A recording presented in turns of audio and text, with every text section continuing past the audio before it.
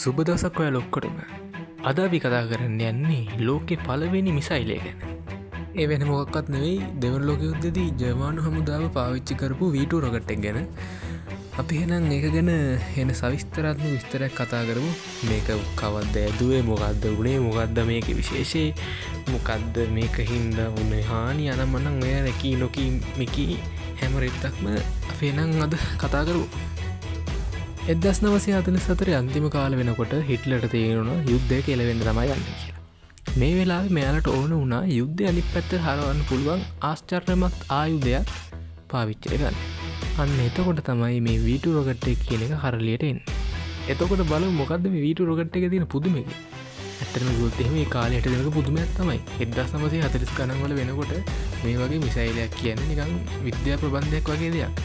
ඒ කාලේ සාමාන්‍යයෙන් පාවිච්චි කරපු ආයුධ ඔයාලා දන්නවනේ. සාමාන්‍ය දැන් කාලේ නෝමල් පාවිච්චි කරනව තමයි ඉතින්. යුද්ධ ටැංකි, තුවක්කුයි, සබ්මැරිනුයි ඔය අනම්මනම් ඒව තමයි උණු ඒ කාලේ පාවිච්චි කරේ. එතකොට මේ මිසයිල අනම්මනම් ඒව ඒ කාලේ තිබ්බේ නෑ.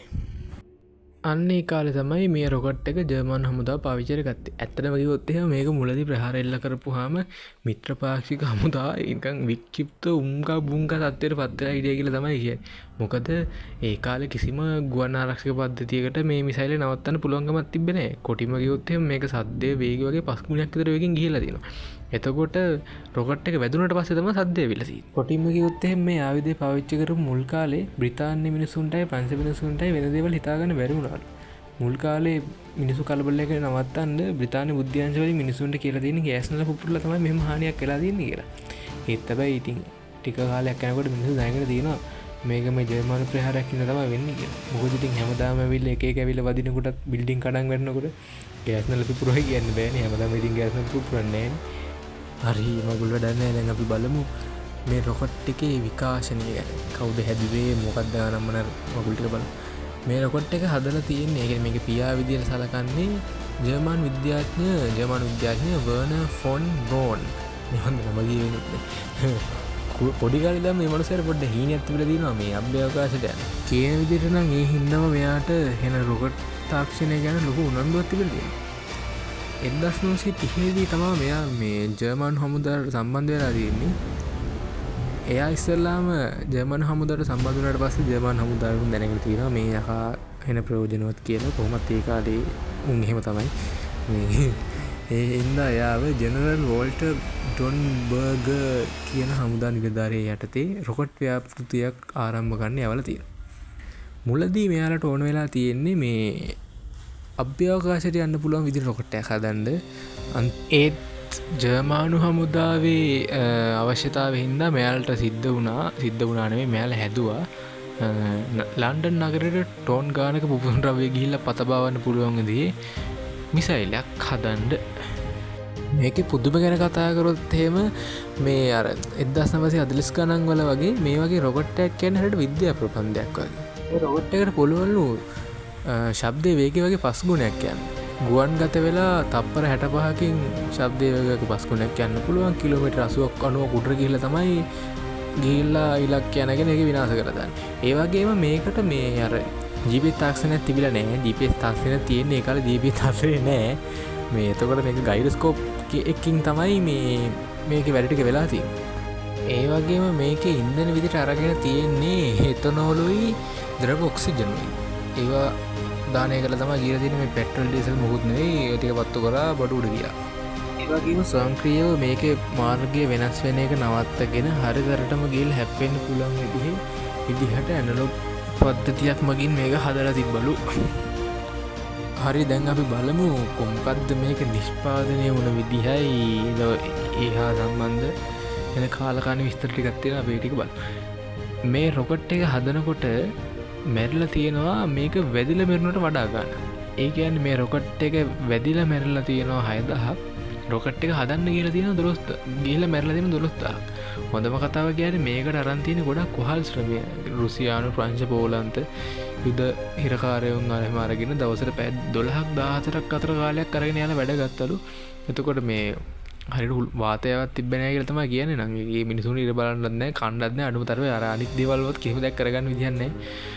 එතකොට මෙයාලගේ පොඩි හරි දුර්වලකමක් තිබ්බොත් SS බටුව ඇවිල්ලා මරලා දැම්මා කියලා තමයි කියන්නේ. නම් එතකොට මේක රොකට් එක හදනකොට මැරලා තියෙනවා රොකට් එක පාවිච්චි කරාට වඩා කාලා කියන්න මුතුකුණා මේකට මේ යුදව ජාතිකුත් තරන් තියෙනවලු අනික තමයි මේක මේ ගොඩක් කර භූගත උමං වල ඇතුළ තමා මේක මේ නිෂ්පාදන කටයුතු කරලා තියෙන මොකද කොඩබිමේ හදපුවා ගොඩක් මිත්‍රපක්ෂ හමුදා බෝම්බ දාලා විනාශ කරලා දැම්ම කියලා තමයි කියන්නේ.